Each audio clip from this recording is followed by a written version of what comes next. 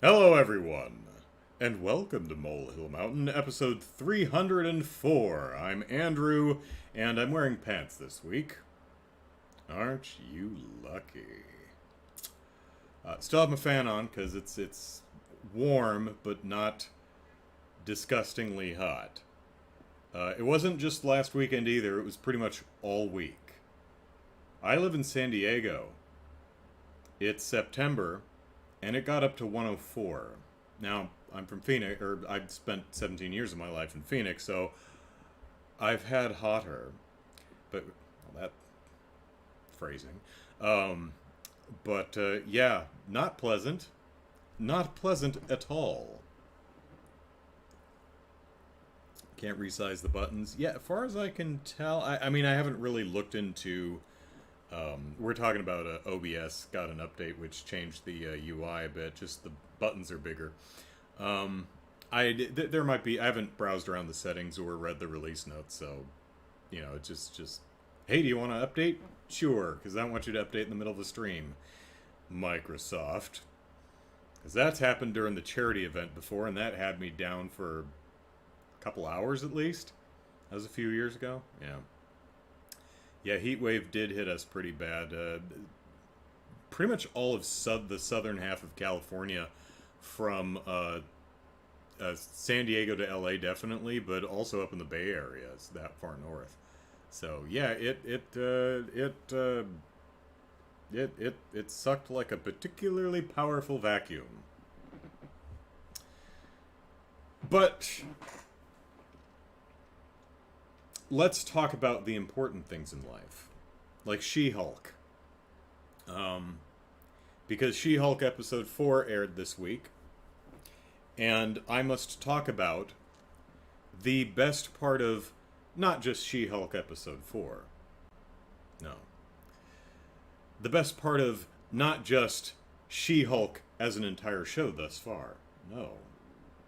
Not just the best part of all of the Marvel TV shows, or all of the Disney TV shows, or all of the Marvel movies, or all movies in general. Perhaps the best thing about life itself is Madisynn from She-Hulk episode 4. Oh, Wongers was the best part? Well, I mean, pretty close second. My favorite parts of the She-Hulk show thus far have been the offhanded Titania stuff. She bursts in at the very beginning of episode 1, and I was like, okay, fine. Then we get some news cry-on stuff in episodes 2 and 3, which I had a hearty chuckle over. And then episode 4, no news chyrons. But that's okay because we got Madisynn. Titania does come in for a mention at the end of the episode. And if it weren't for Madisynn, this would have definitely been the funniest part of the episode. So what has happened is Titania has trademarked the name She-Hulk. So she slaps Jen Walters with a cease and desist for infringing on her trademark. Huh.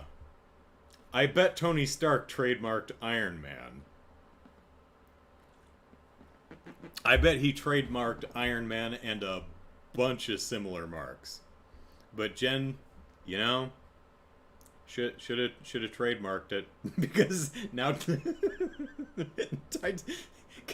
the balls on this woman. Well, it's not your name; it's a pseudonym. So I trademarked it, and I'm using it for myself.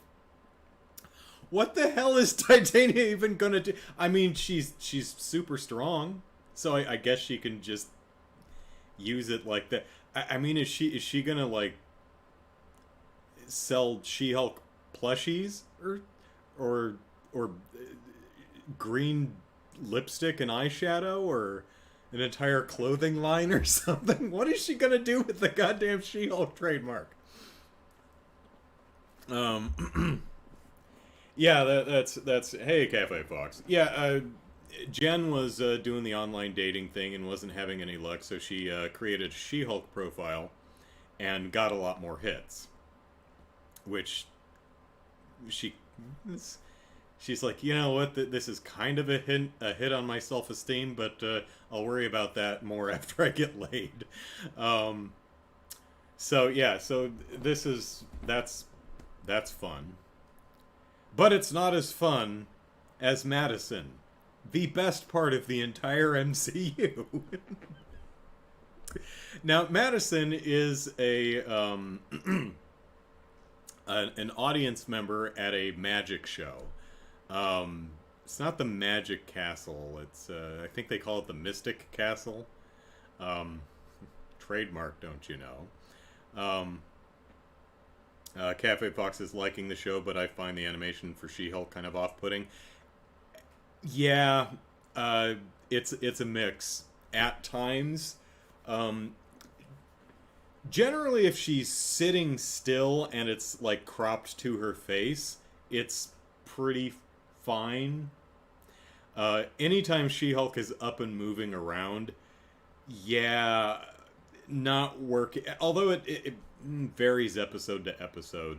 Like most of the work in the pilot episode was pretty solid, but it kind of varies shot to shot. Television show. So yeah, it's true. The She-Hulk effect is mixed. Some of it looks quite good, and some of it does not. Your mileage may vary how much that takes you out of the show. But anyway, so there's some guy doing magic at the Magic Castle, or the Mystic Castle, and he invites someone on, and he's kind of a hack magician, and he's just boring.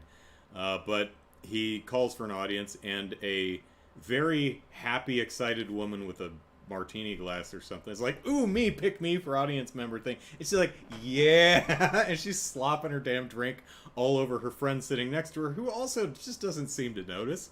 So she gets up on stage, and the guy, pulls a flower out of his hat, but no one really cares. So he's like, okay, how about this? And he pulls out a sling ring, and he creates a portal to hell, apparently. And Madisynn looks at it and goes, ew. So the next scene, so we have Wong, the Sorcerer Supreme, Netflix and chilling to The Sopranos, or whatever streaming service The Sopranos streams on, when Madisynn drops out of a portal into his living room holding a still beating heart, which she promptly drops on his rug and just never mentions it.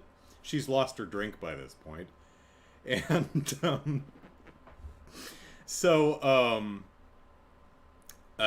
she talks about, she's like, yeah, I was in like this hellfire dimension, and I met this demonic goat named Jake, and I sold my soul to get back here. Are you watching The Sopranos? Ooh, this is the one where Larry kills Fred. And Wong is like, you just spoiled it for me. I'm going to sue that Johnny Blaze. It's not Johnny Blaze. It's Donnie Blaze. Johnny Blaze is one of the ghostwriters. Donnie Blaze is just some guy, I guess. Odd choice for a name, since it's so damn close to Johnny Blaze, but... Relation? I have no idea. I don't think I've ever read any of the Ghost Rider comics. So, so that's essentially there's two plots. There's an A and a B plot. The B plot is She-Hulk trying to get laid through the dating scene, and the A plot is Wong is suing this magician for using, real magic. He's trying to say that he's copyrighted real magic. And you can't copyright a card trick, but it's kind of an interesting idea. It's like, well, yeah, no, I'm talking about real magic here. And he says, because it's dangerous. You could get somebody killed, send them to another dimension or something. And so they call Madisynn as a witness. And she, of course, is at another party, I guess. I don't know if he dropped... Maybe she was still in Nepal and just checking out the party scene. I don't know where she was. But she's really excited to see Wong, because she's holding her drink. She trips through the portal and she sees Wong and she goes, Wongers! And then she holds out her hands like this and goes, hee hee hee hi! She's just so happy to see him.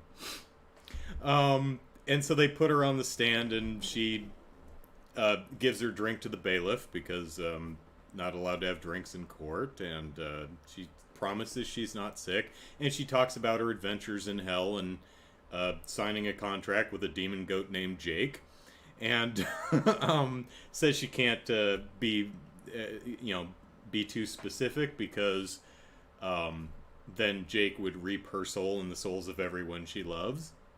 And she describes the event as fun, then scary, then fun, then spooky, but in a fun way. And then Wong makes a big speech about the danger and responsibility that must go with opening portals to other dimensions. And Madisynn goes, "Case closed." And the judge says, "No, no, it's not. No." And then the judge is like, "All right, I'll, court's adjourned. I'll figure out my decision next week." And Madisynn immediately hangs on Wong, and she says, "Wongers, can we go get froyo?" He says, "No." And she says, "Come on, we'll talk about The Sopranos." He's like, "Fine, just don't spoil anything." And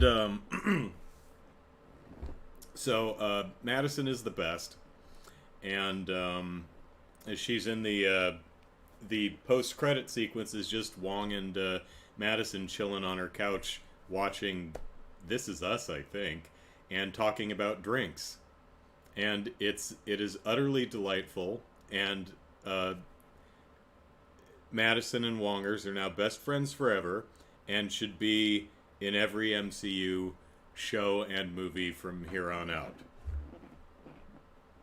because she's hilarious. Don't recognize the actor. Looked her up. Her name's like Patty Guggenheim or something. Real cool name, but her IMDb list is, she's been working for like a solid working actor, been in television for the better part of it, for more than a decade. So I don't watch a lot of TV, so I'm not familiar with any of her work, but it's interesting because that character could easily be really annoying, and perhaps to some she is, but that actor made this character just an utter delight, and I've been giggling about that character for the last couple of days with the case closed.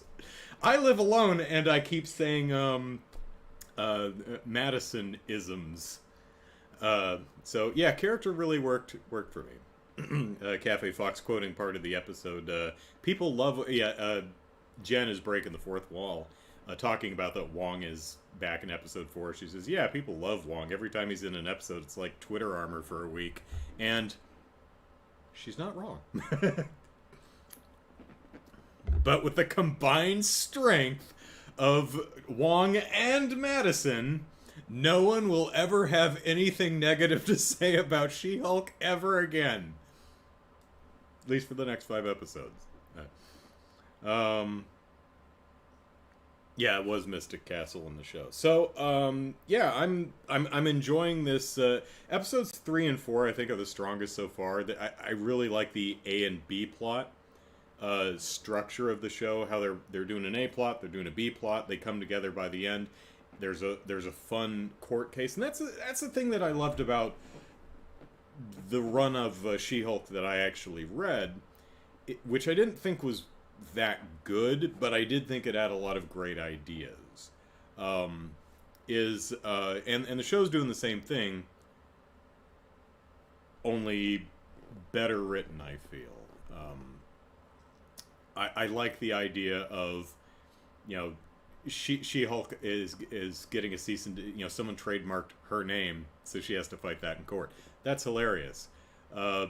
Someone's been defrauded by a shapeshifter. Okay, cool. What do you do? The whole thing with Blonsky, trying to copyright real magic. That's what I love. These posing these really fun questions. I bet lawyers actually love this. And they're like, if magic was real, could you copyright it? What would you do in this case? So, anyway, I'm finding She-Hulk uneven effects or not, quite a delight. So, and Madisynn is the best. So, I also watched Thor: Love and Thunder, which hit Disney Plus this week. I did not see it in the drive-in. I'm kind of at the point where, well, one, because the drive-in keeps doing this stupid thing where they're double featuring movies with themselves for the first 6 to 10 weeks. And, you know, by the time it's not double featuring with itself, it's like going to be on Disney Plus in 2 or 3 weeks, so may as well just enjoy it from the comfort of my own home. It's cheaper. I can see the I'm going to have to rewatch it again because it's really... Any scene that takes place at night or is particularly dark, can't see anything at the drive-in. Just the ambient light makes darker movies really tough to watch. Encanto, not a problem. Very bright, colorful movie.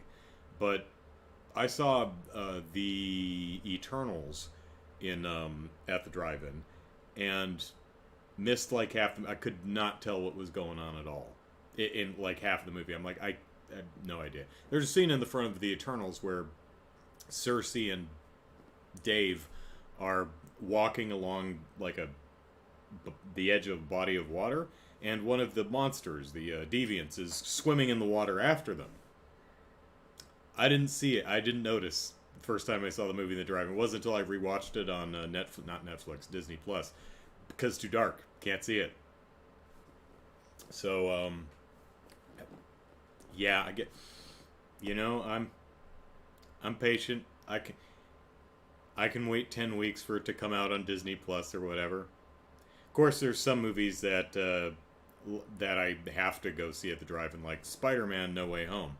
Kind of have to see that at the drive-in because that's not hitting Disney Plus anytime soon. So, or anything that doesn't have that isn't going to be on a streaming service that I have access to. So. Oh, you just watched Love and Thunder too? Oh, great. Let's see. Chicago says, really enjoying She-Hulk. I just feel that like the episodes are too short. They feel more like teaser episodes. Well, that just means you're enjoying it. I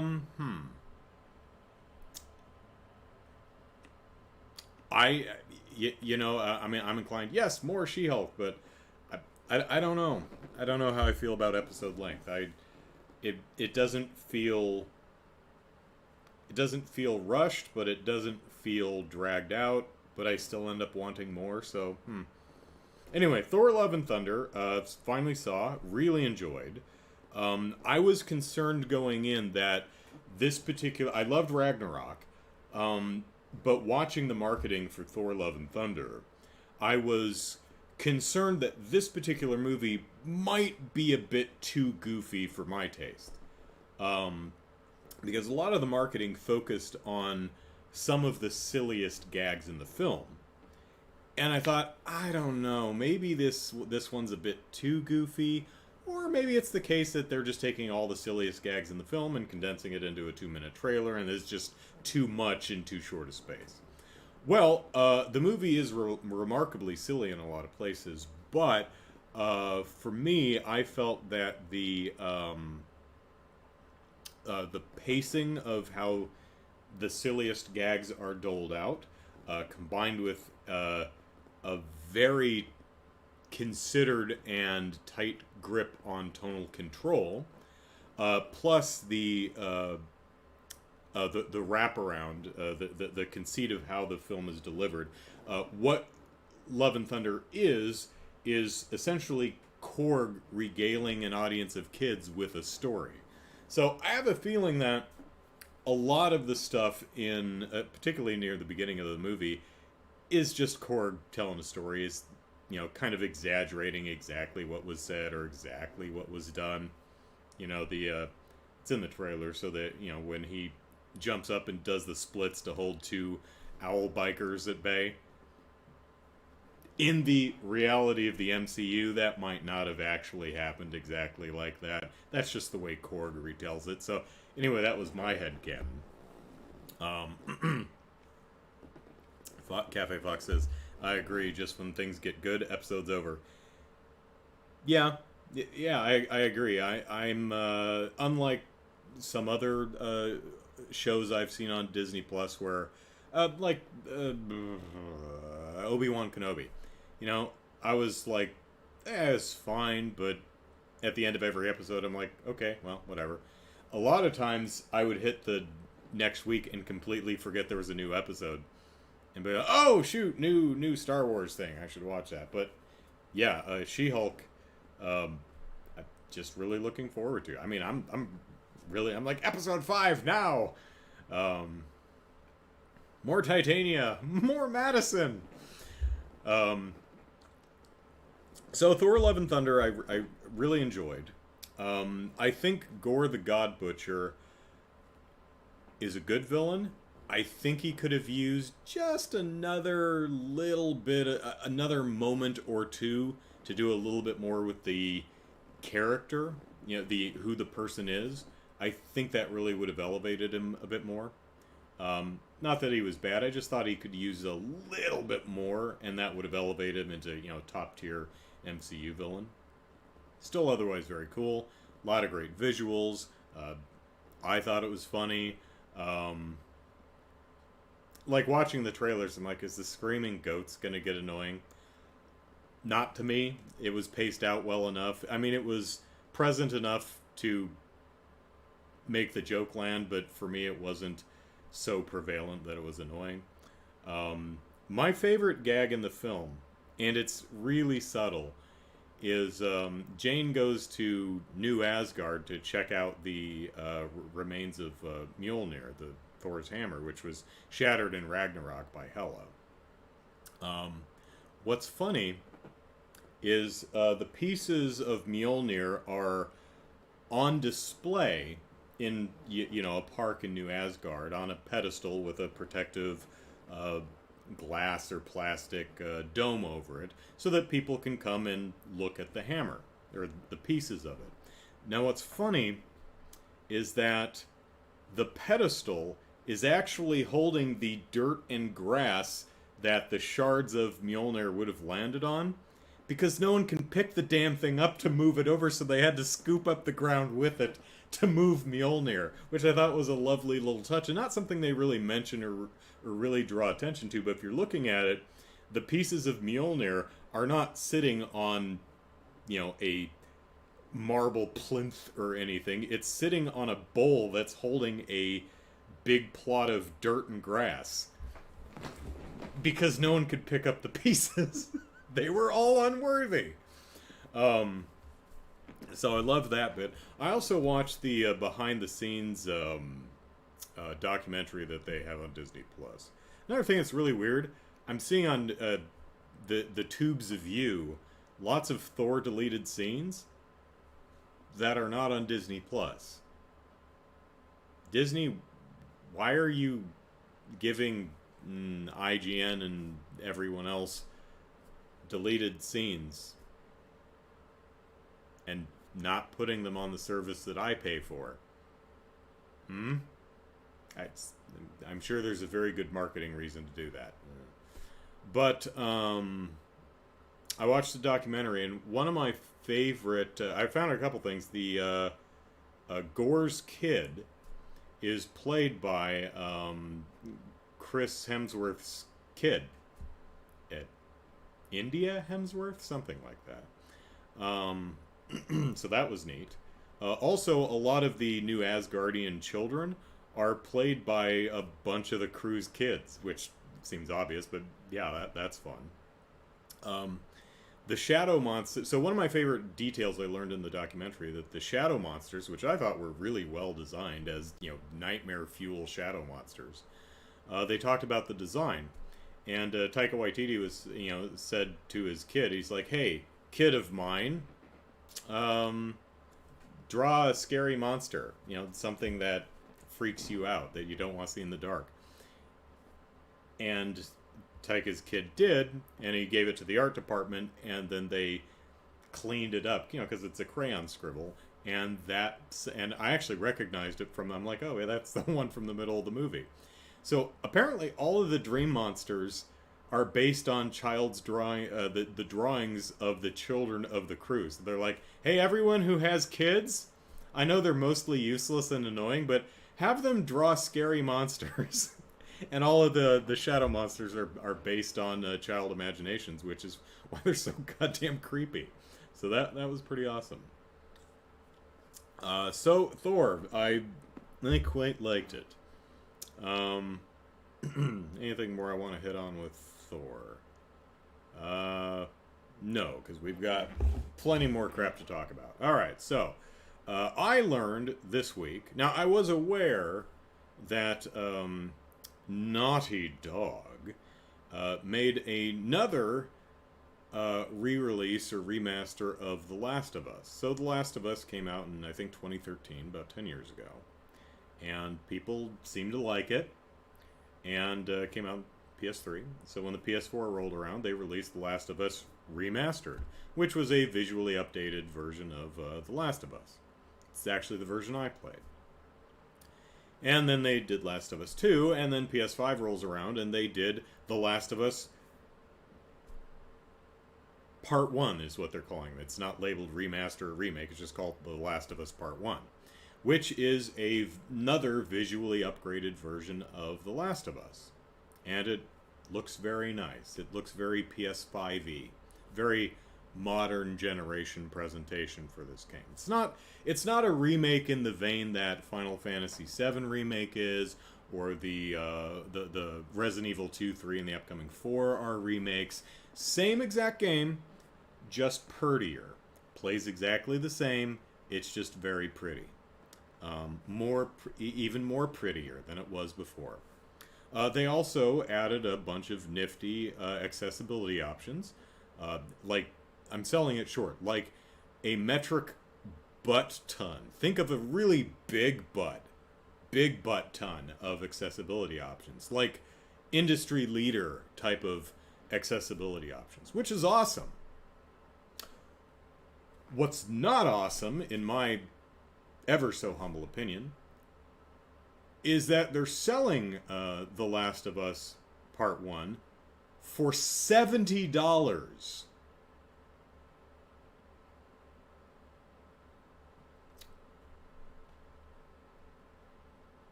I think that's asking too much. I think that's price gouging. I think that's horse poop and cow poop and all kinds of quadruped poop. And it's kind of grossly ironic, I think, to have a game that goes above and beyond, at least the current industry standards, from a current industry standard point of view, above and beyond with the accessibility option, and then locks it behind a ridiculous paywall that many would find inaccessible. Boy, I feel for anyone out there who's like, man, Last of Us, I'm really digging this game. I mean, from what I can see, I've been wanting to play The Last of Us for 10 years, but I have some accessibility issue which prevents me from playing the game in a comfortable manner. Huzzah! Finally! A version of the game that I can... Oh, Jesus Christ on a stick! It's $70?! Fuck you! My. That dog is naughty indeed.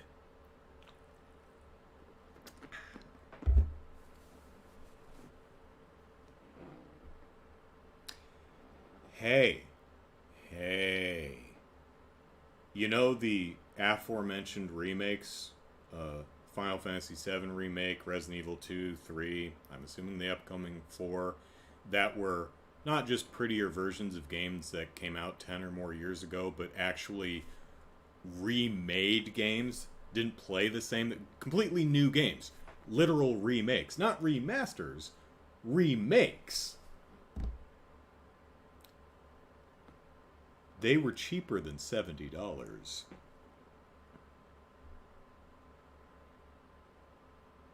I think Final Fantasy VII Remake was 60, which is more than I'm willing to pay, but that is grumble, the industry standard.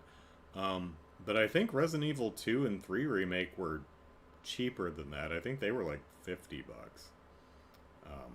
Might be wrong about that, but they definitely were not 70. So, naughty dog. Naughty dog. Shame on you. For shame.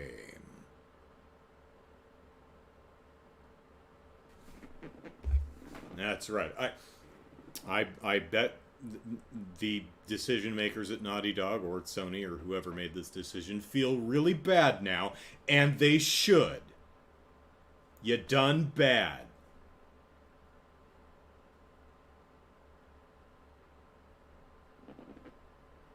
Resident Evil, or I'm sorry.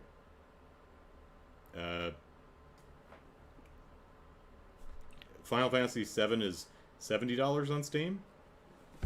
Is it? Is it? Am I completely wrong about this?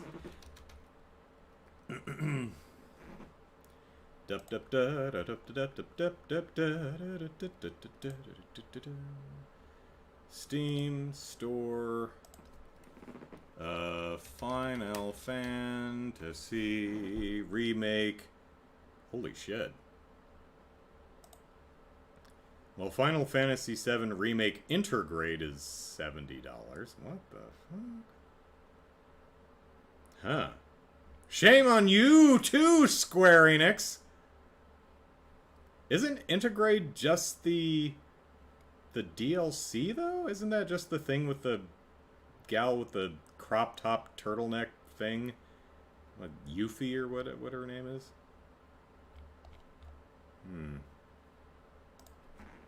What is it on Amazon?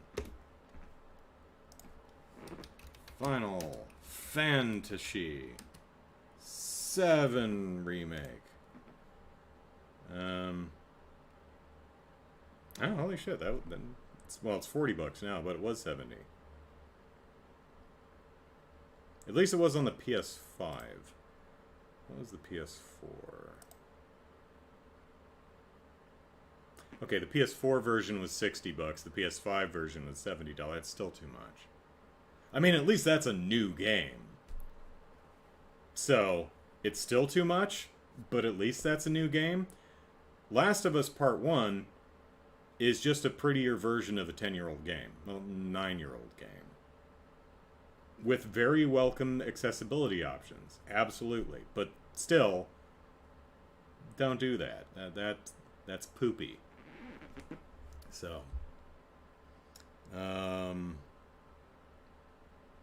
Last of Us Part 1, give us more money edition. Yeah. Now, if it was like, not Final Fantasy,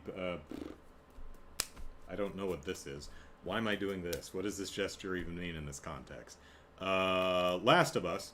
If it was Last of Us Part 1 and 2, with all kinds of accessibility options and super improved graphics and redone character models and motion capture performances, and you wanted to sell that for $70? Okay. 2 games?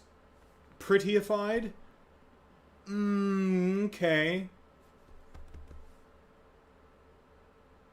Anyway, I was not aware. Actually, I didn't know that, at least on the PS5, that Final Fantasy VII Remake originally retailed for $70, because when it first was announced, or, when it was first coming out, I was like, oh, it's Final Fantasy VII Part 1 Remake?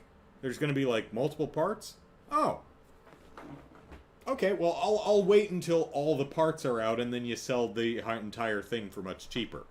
So I never bothered to look to see what the price was. Same thing with, I'm kind of late to the party on the Last of Us price, because I wasn't interested in buying it.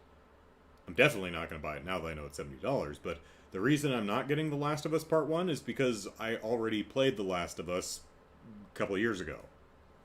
Same game. Prettier, more accessibility options, that's cool. $70 is not cool. And I know cool. So, alright. What do I have next on my list of things to complain about? Oh, something to not complain about.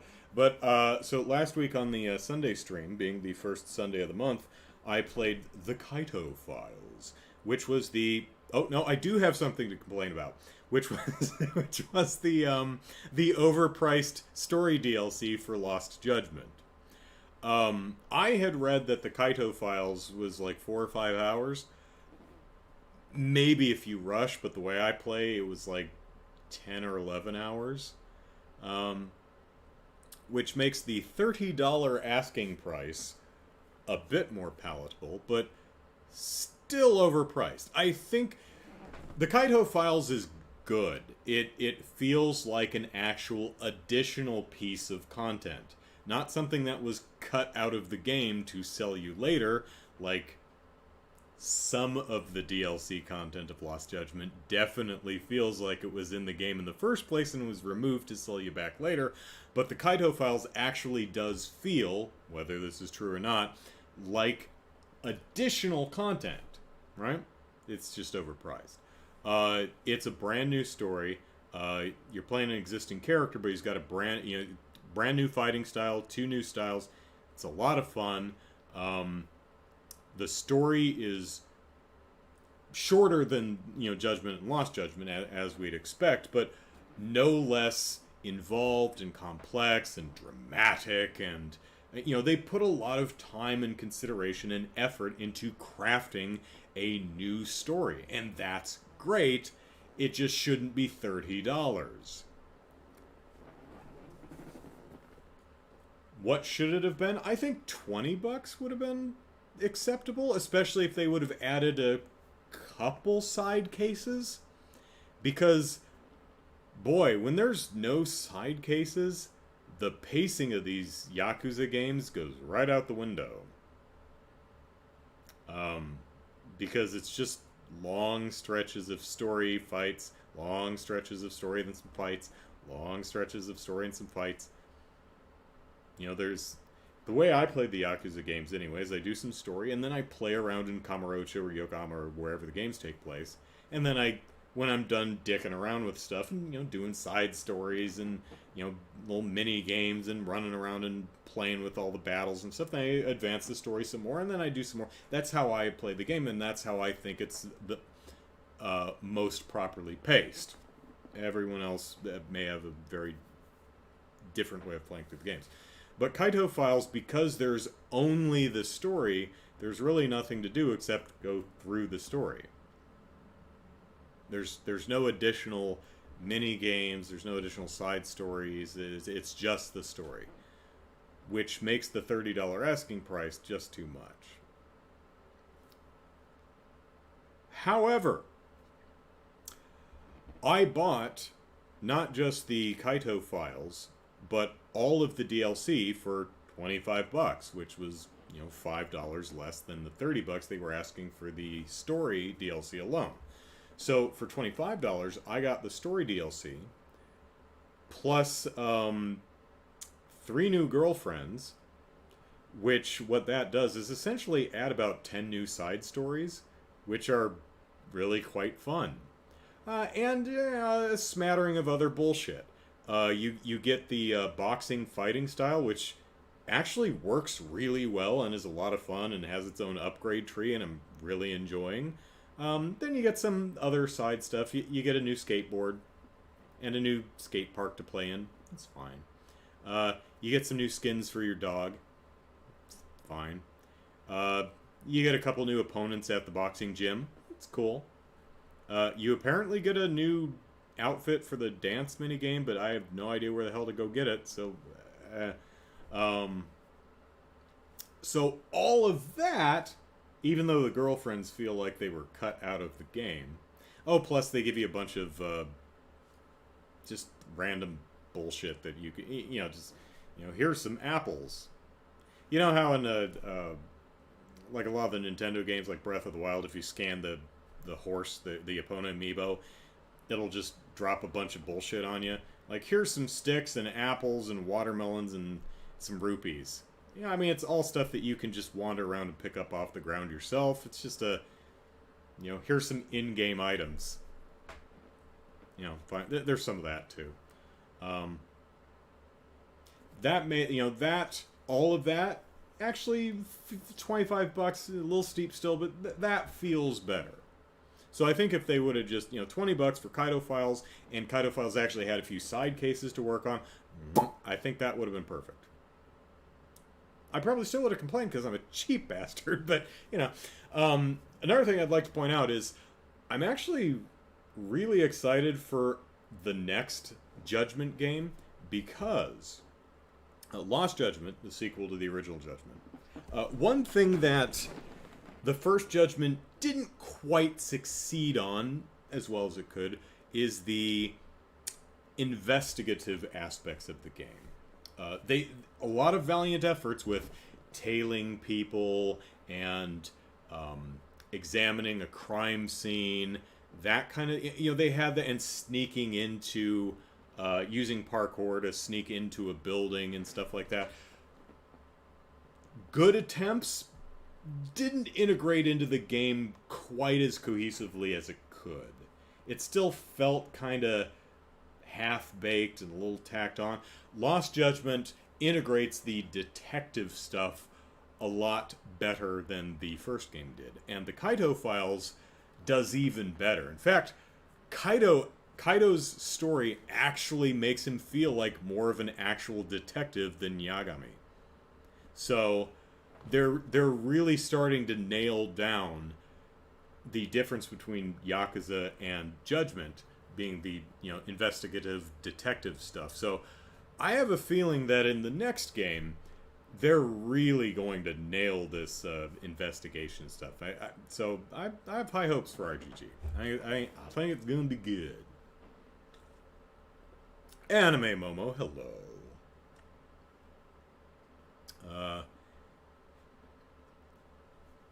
Let's see. Now the first part. Are we talking about the multiple? Jared, are we talking about the multiple parts of the? I don't know why snapping helps, but I guess it does, or something to fill in the space for the Final Fantasy remakes. Yeah, Square Enix announced within the last couple of months the release schedule for the next two parts of the Final Fantasy VII remake. So I forget what it is, but yeah, it's going to be a few years at least. I imagine the second one, I think the second one's probably next spring, and then the third one a year after that, unless delays happen, which would mean that Final Fantasy VII remake, the whole shebang, 2025 at the earliest. So yeah, I'm in no rush. So leaping off from Kaito Files, which I finished and did quite enjoy, and I'm still actually working on some of the other DLC stuff, the girlfriend stuff from Lost Judgment. RGG, Ryoga Gotoku Studios, the company behind Yakuza and Judgment and the Fist of the North Star game, they have a summit next week, basically a digital games presentation. And as a fan of their games, I'm excited to hear what they have to offer. It feels to... I know they're working on another Yakuza game, Yakuza 8, or Yakuza Like a Dragon 2, or whatever. The continuing adventures of Ichiban Kasuga and his friends. Feels way too soon. I mean, Lost Judgment just came out last year, so they might announce that they're working on another one, but it's definitely not going to be out this year. I feel that if I don't think we're going to see Yakuza 8 this year, at least not in America. Maybe Japan will have it by Christmas or something if they're that far along. Maybe. We'll see. It's also rumored that they're working on a brand new franchise, which, cool. But my hope, I want to see localizations of Yakuza Ishin and Yakuza Kenzan, which are... Kenzan's a PS3 game, Ishin's a PS4 game, and they all take place, both of them take place in different eras. I think one's 17th century Japan, and then one's like 19th century Japan. So that, it takes the cast of the Yakuza games and transports them. Imagine if Kiryu Kazuma was an actor playing a character in the Yakuza games, and now he's playing a different character in the... Watch a trailer, they look great. I want localizations of them. I've wanted them for years. And, you know, if Yakuza 8 is not going to be available this year, well, then we've got a nice big open space this Christmas. Hell, RGG, I'd even pay separately for them. You know? If you wanted to sell them separately instead of, you know, as a bundle, which is kind of what I think most people would expect it would be, fine. I just want to play them. But I can't read or speak Japanese, so I'm reliant on you localizing the damn thing someday. And I hope you do, because they look wonderful. So, correct, same team on both games. But we'll see. There we are. Although I forget his name. Oh gosh, no amount of snapping is going to make me remember his name. But he actually left RGG this past year, I think, starting his own studio. I think. Well, we'll see how it turns out. Another thing semi-related to... So that's what I want to see, but I've been a big fan of everything that studio's outputted, so I imagine, you know, even if they don't have localizations of Kenzan and Ishin on offer, I'll be disappointed, and I'll continue to whine. But I'll probably be into whatever the hell they announce. Sequel to Judgment? Sure. Sequel to Yakuza? Absolutely. Sequel to Fist of the North Star? Yeah, okay. Yakuza Ishin of some other IP a la Fist of the North Star. Alright. You know, completely brand new thing. Yeah, bring it on. Hopefully they, you know, tell me what it is and I don't come away from the summit going, okay, but what's the game though? Like I did during, yeah, pretty much every digital games presentation that's not from Nintendo. Anyway, one of the side quests in the girlfriend DLC for Lost Judgment is a woman who is 20 years your junior. Could we... You know, I like the dating mini games in the Yakuza and Judgment games. I really do. They can be really charming and a lot of fun, but for the love of graham crackers, could Kiryu and Kasuga and Yagami, could they please, for the love of those crispy graham crackers, could they please date people somewhere approaching their own age? As charming and goofy and fun as these side stories are, it feels really skeevy to be a 40-something-year-old man dating a 22-year-old woman. You know? Doesn't feel good. I don't like that. Maybe I'm being ageist. I don't know, but it's squicking me right the hell out. I don't like it. I think the oldest girlfriend that's ever been in any of these games has been like 32 or something like that. And she was like the old one at the cabaret. She's like, oh, I'm so old. They all call me mother or something. It's like, you're 32. Come on. I'm still a decade and a half your senior. Actually, with the school teacher, I think, I forget her name, in Lost Judgment, I think she's 32. So, that's nice. But, I mean, Yagami's in his late 40s. So, still, could we date someone our own age, please? Please? Garn. Anyway, so the one of the gals you're dating, who's 20 years your junior, wants to be a comedian, and so she ropes you into doing a manzai routine, which is something, because I watch anime and play video games from Japan, I know what that is conceptually, but I've never actually seen that routine. If you don't know what the word means, I don't know what the word means either, but what it describes is a uh, stand-up comedy routine performed by usually two people. One who is the straight person, and not as in sexual orientation, but straight as into someone's Abbott and Costello, Laurel and Hardy, that kind of straight man, goofy character kind of thing. So one's the straight character and one's the goofy, stupid one. And so the goofy, stupid one will say something goofy and stupid, and the other one will smack him upside the head, non-DNA, and be like, what the hell are you talking about, right? That's the basic format of that style of Japanese stand-up comedy. I've seen it usually referenced in anime, and I've seen it done in video games a couple times. Actually, Haruka actually does that in Yakuza 5, I think.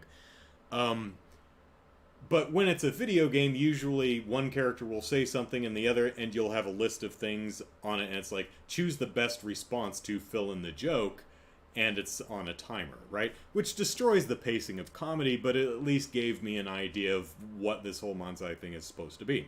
So, luckily, we have the internet, and he had one his age in the first game.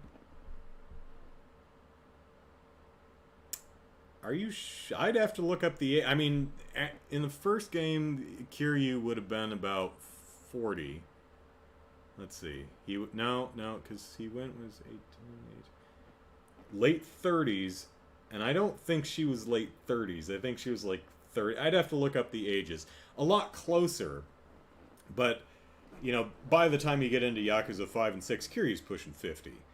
And all the girls in the cabaret club are like 22. You know, it's a little gross. But yeah, she I forget. I think she's dead.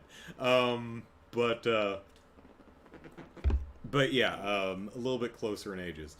What was I talking about? Oh, so through the magic of the internet, I actually looked up some actual manzai performances that were luckily subtitled because, number one, generally speaking, this type of stand-up routine is performed very quickly.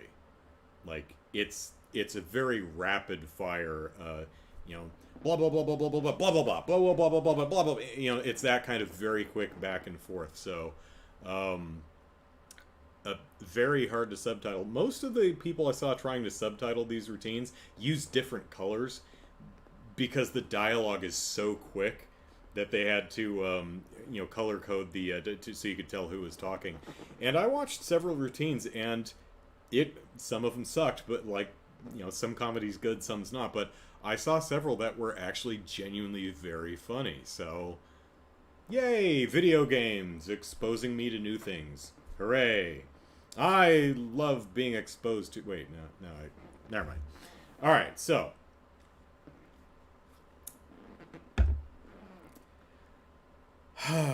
So, Disney...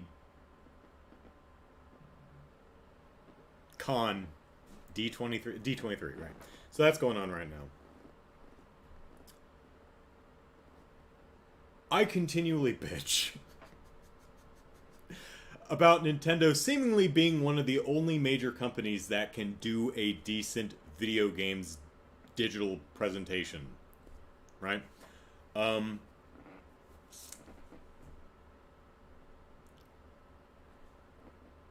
saw Ubisoft's today. It's been over 2 years since we found out that Ubisoft has been systematically for decades covering up and facilitating abusers, harassers, and sex pests at their company. Ubisoft still hasn't apologized for that or even really done much to change that culture. I was pretty sure that, you know, they'd use, finally after some years, they'd use the Ubisoft Forward presentation to say, all right, let's get this out of the way.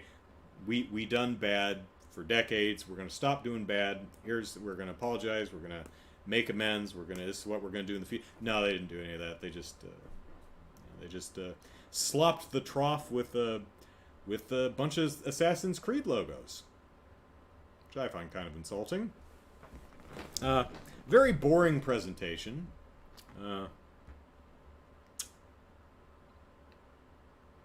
Not the worst I've seen. I forget who was earlier in the week. That was just awful. I think I've blocked it out of my mind. It was so bad. Seriously. So we're getting Assassin's Creed Bacon Bits, which is the new Assassin's Creed that's coming out, which is a prequel to one of the other 20 Assassin's Creeds. Then we're getting Assassin's Creed Code Red and Assassin's Creed Code Nacho Flavor, and Assassin's Creed Jade, which is the mobile game, and Assassin's Creed Infinity. And what do we know about these? Almost nothing. They didn't have anything to show. They just showed a logo and a subtitle, and I guess they think that's enough. And maybe for many it is. I mean, at least Assassin's Creed Code Red, that's a Mountain Dew, isn't it? I don't know. That one, at least they're like, hey, this one takes place in feudal Japan, and you guys have always wanted an Assassin's Creed in feudal Japan. Cool. So I guess that's years off. Oh, and Disney Infinity, not Disney Infinity, Ubisoft, no, Assassin's Creed Infinity. Apparently not a game, but some type of hub that connects other games somehow. Gee, maybe a digital presentation would have been a great time to actually explain what the fuck that actually is. Nope. Hell, they barely even gave any gameplay footage of Assassin's Creed Baghdad, whatever it's called, the new one that's actually coming out in the next year.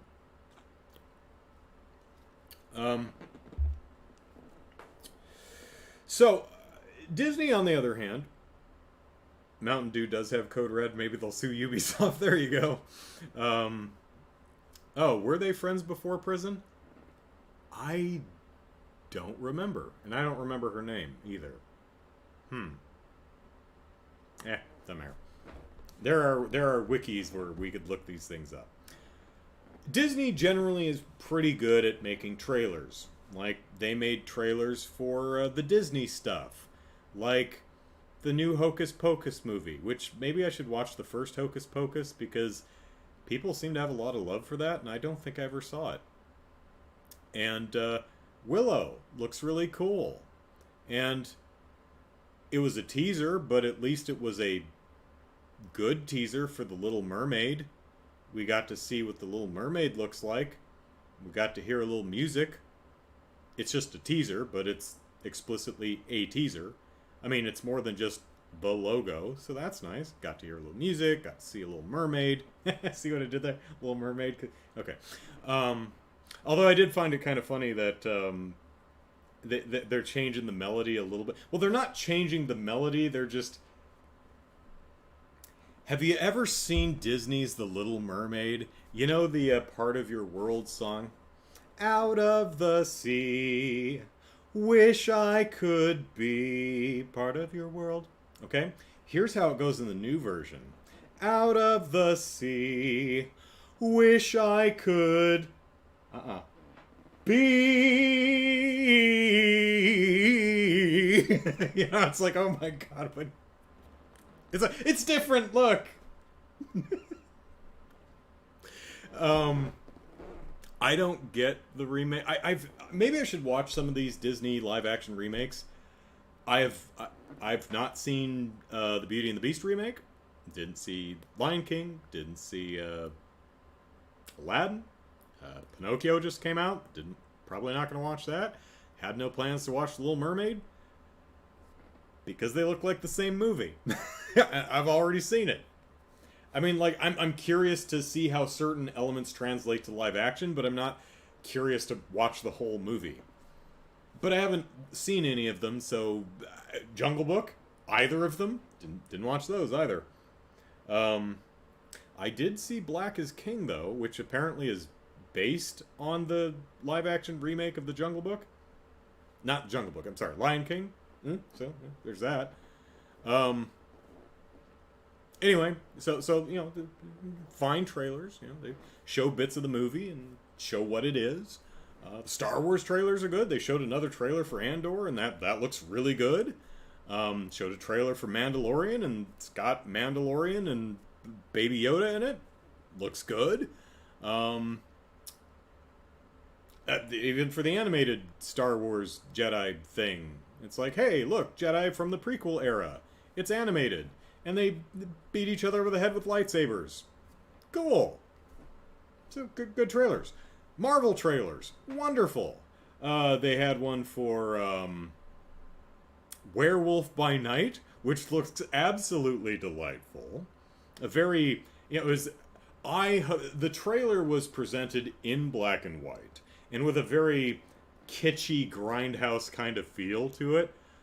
I really hope that's not just the trailer, and I hope that's actually how I don't know if it's a film or if it's a special presentation. Maybe it's only 50 minutes. I have no idea.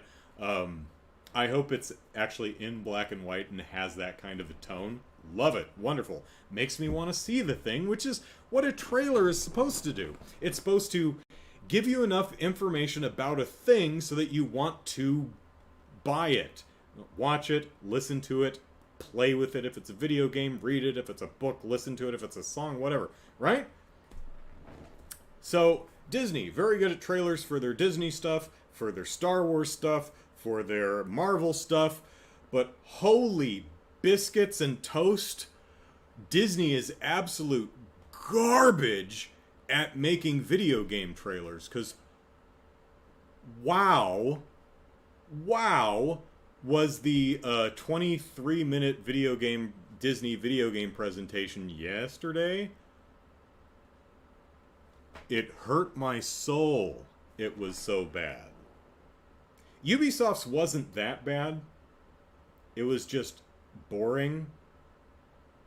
And the leadership of the company still harbors and, abusers and sex pests. And, I mean, they make good games, but, well, some good games. At least some games I'm interested in. And I'd feel better about playing them if the leadership of the company weren't such slime ball monster people.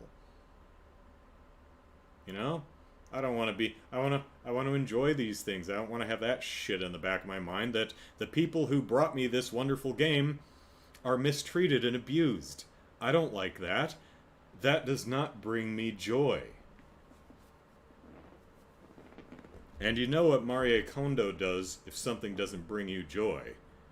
Oh yeah, it's not pretty. So, let's see. There's a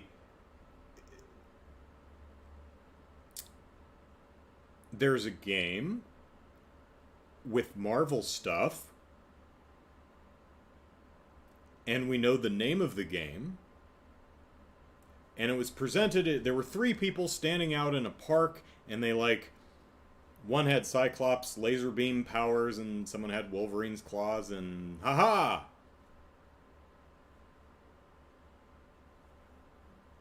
Great.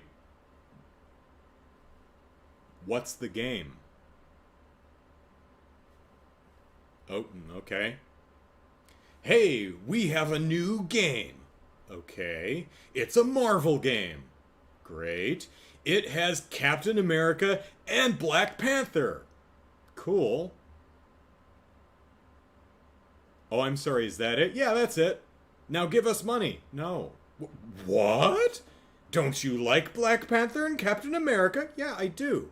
But you have to give me more than that.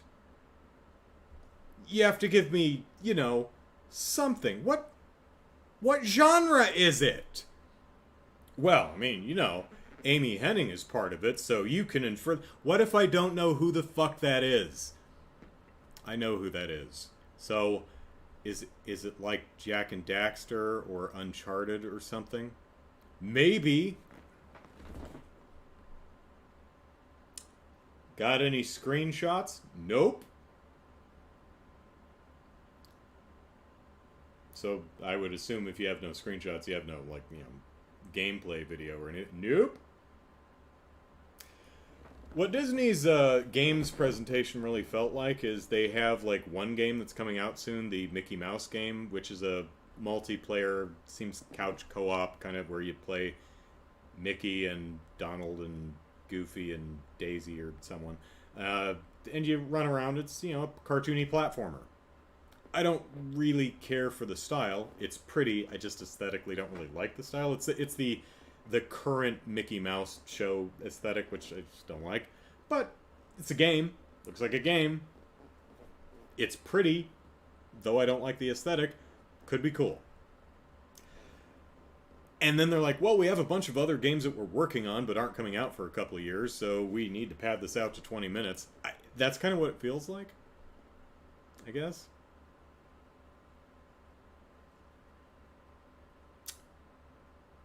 Maybe I should just stop watching digital video game presentations.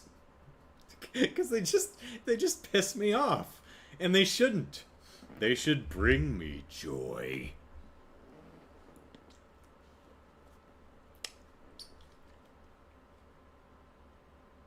How dare you call Qui-Gon just another prequel Jedi? Whatever happened to Beyond Good and Evil 2? That's a great question. I have long since stopped caring.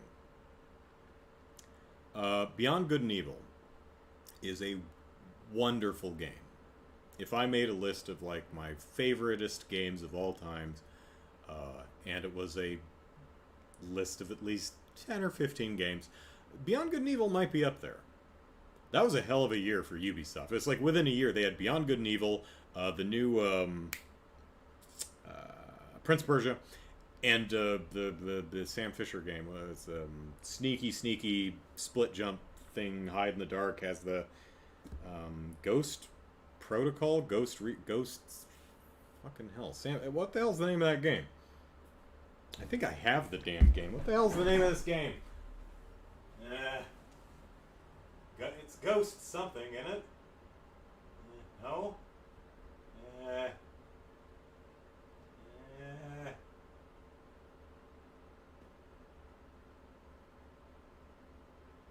Well, it's Tom Clancy something. Well, poop.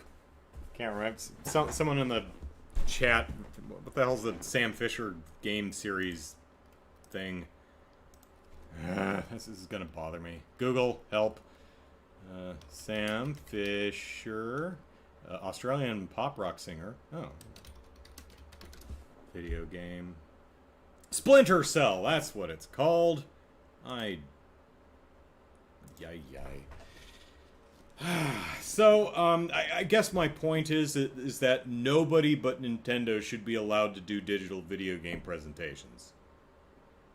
I think that's what I'm saying. Or maybe,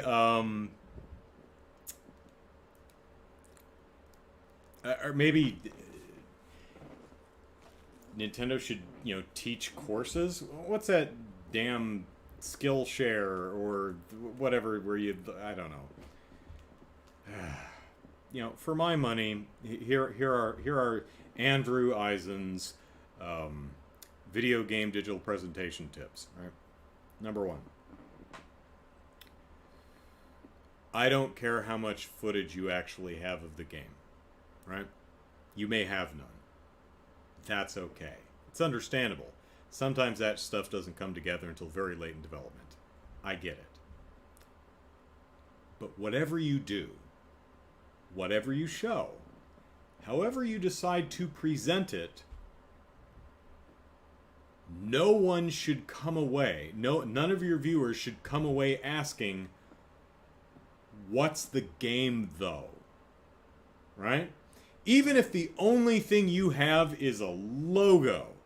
Like, if a title treatment is the only thing, black screen, logo, that's it, you should still be able to communicate what the game is. That's tip number 1. Tip number 2. You could get rid of hosts broadly. No one cares. Broadly. We're here for the games. Just we don't really need the connective tissue. It's just give us the game trailers. It's fine. But if you are going to use hosts, which are not necessarily a bad thing and can provide needed context when you sometimes don't have the footage that you need, which happens. An element of artifice is unavoidable in these situations, but don't do the thing, Ubisoft, where y'all pretend that you just are standing around like, oh, hey, do you want to talk about Ubisoft games? Funny you should ask that, because we're standing here in a studio in front of a camera and blah, blah, blah. It's like, hey, would you happen to have one more announcement? You know what? I happen to Stop doing that. Don't do that. It sucks. Nobody likes it. We understand that you're a paid host. You're working on a script. Off of a script. Just present. Masahiro Sakurai just has a new YouTube channel. He isn't pretending that he just walked out into his living room to, pet his cat and watch some TV. And it's like, oh, I didn't know you'd be here. Well, since you're here, would you like me to talk about game design? Specifically game design that coincides with the title of the video that you just clicked on? No, he doesn't do that. He just, I don't pretend that I just happened to be sitting here. I start, welcome to Molehill Mountain, it's a podcast, I'm going to bitch about things for an hour. There's an element of artifice, right? Because if I wasn't on camera, I wouldn't be dressed. It's underwear time in the Eisen household right now because it's really hot. But no one needs to see that. No one wants to see that. No one wants to think about me constantly pulling the underwear off of my backside because it's stuck there because my bum is sweating. It's terrible. And nobody needs that image of me constantly peeling sweaty underwear off of my backside. No one wants that. No one deserves that. And I'm sorry. I should take my own advice. Number 3. Let me think of a third one. Pause for drink.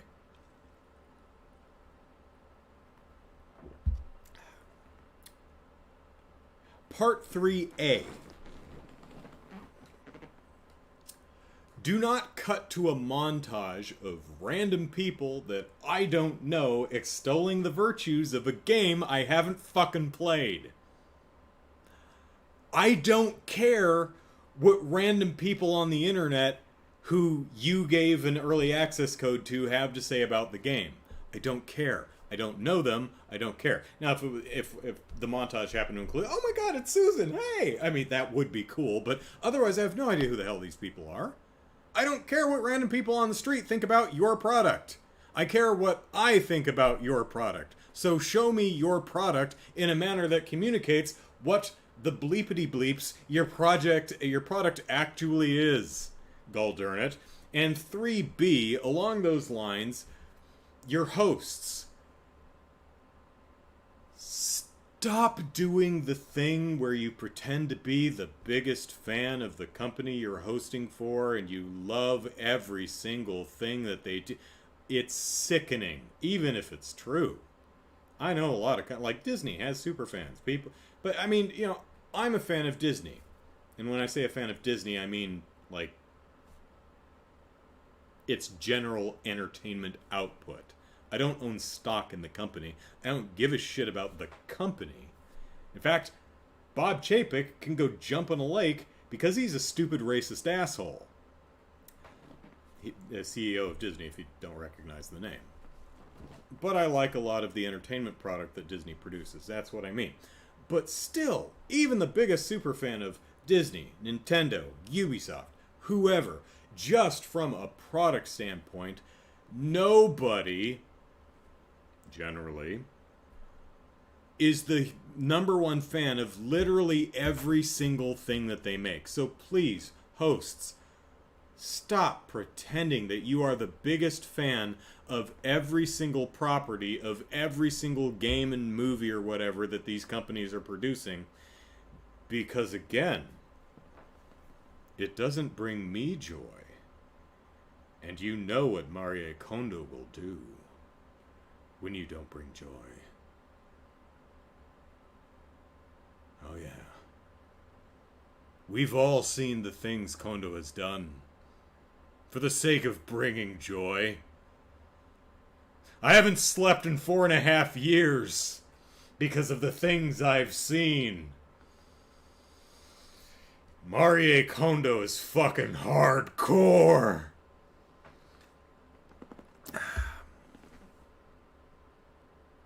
And that's the Molehill Mountain podcast for today. So thank you for joining me on my rants of stuff I don't like. Hey, let's end on a positive note. Madisynn is awesome. So there, we ended on positive. Case closed. So, join me tomorrow for the Sunday stream where I will hopefully bitch less about things and just we can enjoy Trails in the Sky the Third together and have happy, fun Sunday times. That will be nice. What are we doing? Oh, we've got another sealed stone to open. So, maybe Karna? I mean, I still want Kilika because she has the chakrams, but I'll take Karna. And I titled my video "Let There Be Karna" because let there be carnage. I guess I could title it "Let There Be Carnage," but I don't know.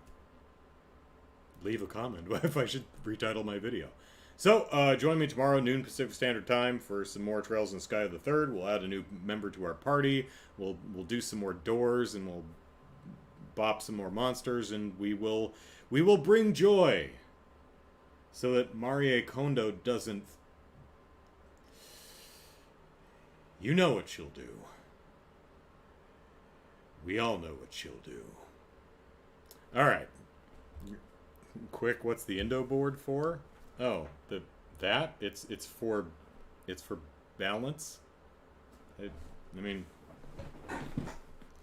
not wearing shoes, so it's not going to be the most comfortable thing to stand on, but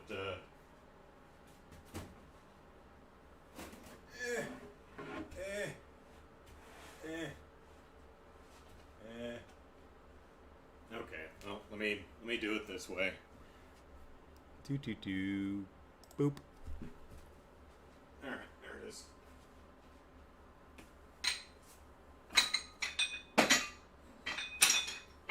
Alright, gotta move stuff. Alright, so, barrel, board, feats, then you try not to die. And then you can play video games like this, which was one of the, can you hear me in the back? Which was one of the incentives for the charity event last year. You played, I think, Super Mario Maker 2 while standing on the board. I'm thinking about, we're doing the charity event this year. We're doing the Ring Fit Adventure rhythm game. So I thought maybe for an incentive I could try, doing it on the balance board. But there's a lot of quick squatting, which is really difficult to do on this damn thing, You can see me going slightly off balance, when I squat fast, but, Anyway, that's what that is. It's just it's for balance. And it's fun to play on. And it's a good thing to keep your body engaged when you're doing, let me put the chat back up. When you're doing very static work like, arm curls or presses or something. So, not like you can't figure this out from what I just said, but so if you're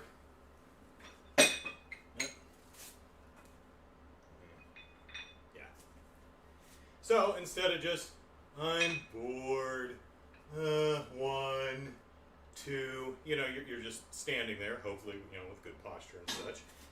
You can get on the balance board, doop. There we go. And, you know, curl, you know, fly, press. You know, it just keeps the rest of your body engaged while you're doing otherwise static activities. And yes, these are new. Well, I mean, these are like 25 years old, but someone moving out of town said, hey, you want these? And I said, yeah, sure, because the heaviest I have is 15s, and these are 20, so gives me a little bit more to work with, which is nice. And I also got a curl bar. So, there we go. So I got one of these, which is nice. So, you know, it can do lucky sevens and stuff. And it's that curved bar. So, you know, it can do the different grips. So it can do reverse curls, you know. So that's neat. Fun toys. All right. And now I'm all sweaty. Don't do that while wearing an overshirt, because it's hot in here. I've been really slow in my workouts in the last couple of weeks, because it's just so gosh darn hot. You know? Like what normally I might be able to do in 50 minutes is now taking me like an hour and a half, because it's hot. And if I pass out from heat exhaustion or something, I live alone, so have to be mindful. You've got great... Oh, thank you. Chicago, I'd probably fall and break my neck. My sister actually did bail on camera last year, so... Yeah, you do have to be very careful with that thing. I mean, especially... You know, especially when standing near something like this. You do not want to go, whoa, and then smack your head on, you know, on something hard. So, if you are going to use a balance board, try using a support column or a wall or another person to help hold you, or, you know, just make sure you're not standing near anything that you could split your head open on, because it's easy to fall. So, all right, so that's it. All right, so tomorrow, Sunday stream, Trails in the Sky the 3rd, Ceiling Stone, new character, doors, fun times. All right, eat your veggies, and see y'all tomorrow. Take care, everyone. Bye-bye.